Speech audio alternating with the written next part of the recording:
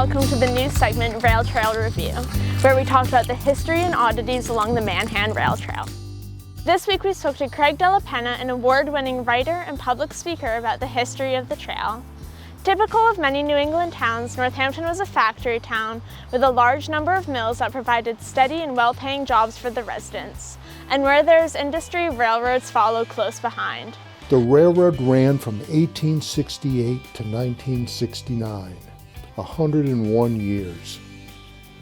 And there were about a dozen trains a day coming up the hill from Northampton. And so today, since the high water mark of railroad construction, World War I, which is about 300-ish thousand miles of track, we're now at around 105,000 miles of track. Northampton's industrial base was so extensive that it was served by two competing railroads, New Haven's Canal Division and the Mount Tom branch of the Boston and Maine Railroad.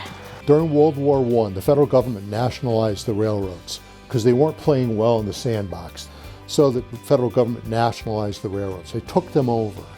And what they did was inventory everything the railroads own, including the land.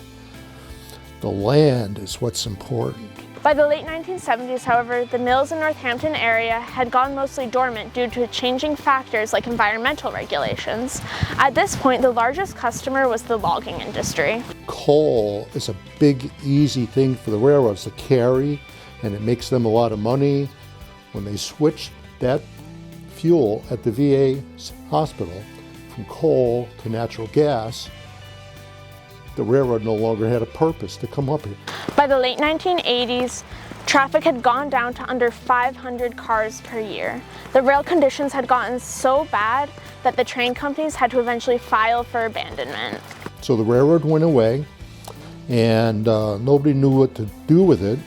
If you have a dead railroad in your community and you don't convert it to a linear park, it then becomes a blight-causing device.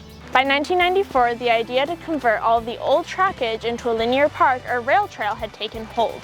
A local organization, Friends of the Manhan Rail Trail, had been created to help fund and advertise for the rail trail. We've stood up 4 linear thinking land trusts, not conventional land trusts who buy rectangular things like forest or farmland.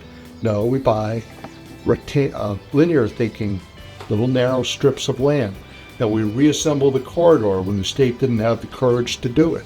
And one of them came on the market, one of the pieces of land, and got sold to someone that we know would be a Rail Trail person. She started building a house.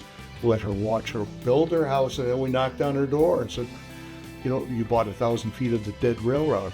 We'd like to make it into a trail. She said, I'd love that idea.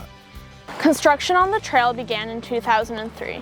The grand opening was in June of 2004. Currently the trail stretches from Williamsburg to Hadley and eventually through Boston.